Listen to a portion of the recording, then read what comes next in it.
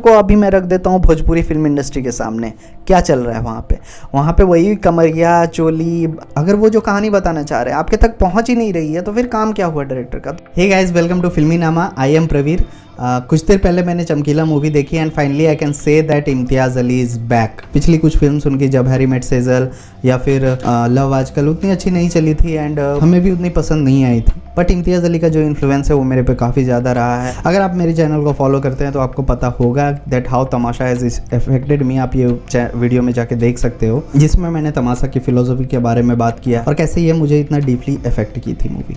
ये ट्रेलर देख के भी समझ में आ गया होगा कि ये एक बायोपिक है अमर सिंह चमकीला के ऊपर, जो पंजाब में उस टाइम पे 70s 80s के टाइम में बहुत ही बड़े पॉपुलर सिंगर थे और वो जो लिरिक्स यूज़ करते थे उसके वजह से काफ़ी बवाल हुआ था एंड उसके वजह से कैसे आगे की चीज़ें हुई थी, जो आप मूवी में एक्सप्लोर करो तो ज़्यादा बेटर है। मुझे लगता है कि आप जानते हो फिर भी आपको ट्रेलर या वगैरह कुछ नहीं देखना चाहिए, आप डायरेक्ट जाके मूवी देख सकते हो। काफ़ी लोग इसे इम्तियाज़ अली का रॉकस्टार का अलग वर्जन बताएंगे। रॉकस्टार एक काफ़ी पर्सनल जर्नी था जिसमें कि उस कैरेक्टर के पॉइंट ऑफ व्यू से हम पूरा चीज़ों को देखते हैं, बट इसमें जो है कि इसमें एक पहले से एक कैरेक्टर एग्जिस्टिंग है एंड उसके बाद हम उसको समझने का कोशिश करते हैं। पूरा मूवी में हम उसके सोच को समझने का कोशिश करते हैं कि वो चीज़ क्यों कर रहे थे या फिर उनका जो भी कुछ रिएक्शंस रहा है वो ऐसा क्यों था, तो उनको समझने का ये कोशिश करती है ये पूरी फिल्म। बात करें देखो पॉजिटिव एस्पेक्ट्स की तो द परफॉर्मेंसेस, दिलजीत दोसांझ भाई क्या नेचुरल परफॉर्मेंस दिया है और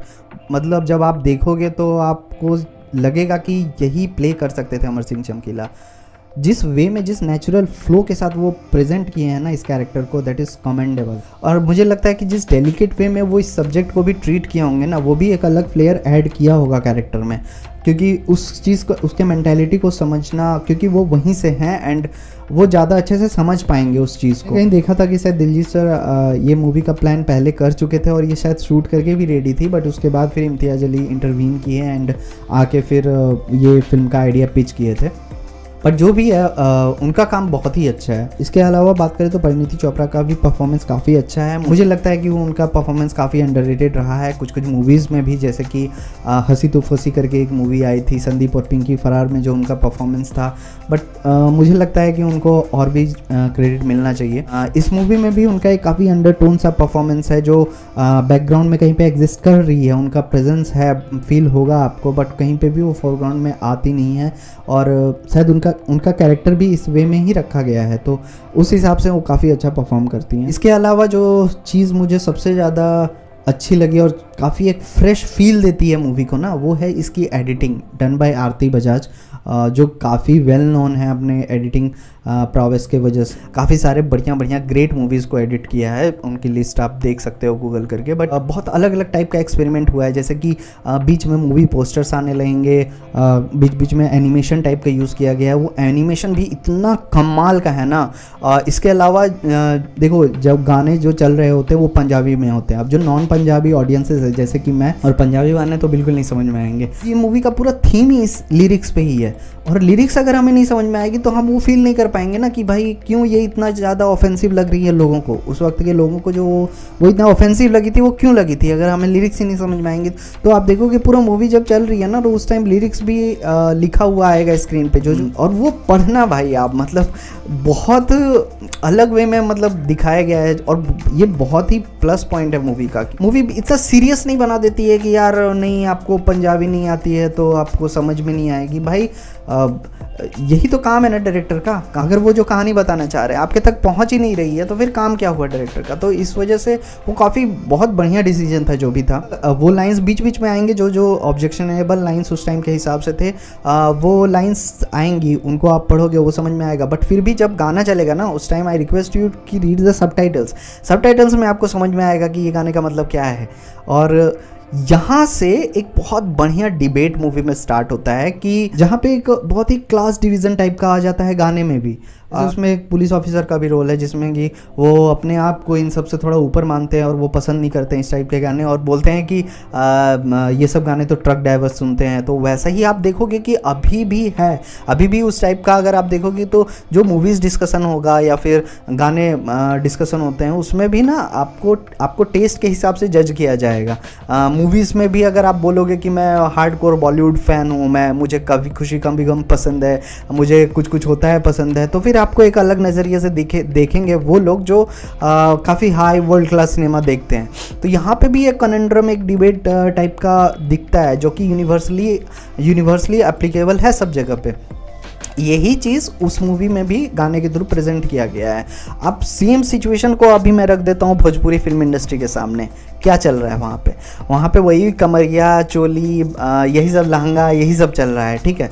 अब ये वहाँ पे भी एक बहुत बड़ा इशू बन रहा है, जहाँ पे बोला जा रहा है कि बहुत मतलब ऐसे ऐसे गानों का इतना व्यूज़ है जिस गाने का कोई सेंस नहीं है, जिसमें बस वल्गैरिटी है, ऑब्जेक्टिफाइंग वुमेन के ऊपर है। अब ये जो लॉजिक है, ये इससे मैं काफ़ी हद तक एग्री करता हूँ। यहीं पे वो कन्फ्यूज़न आता है कि where you draw the line.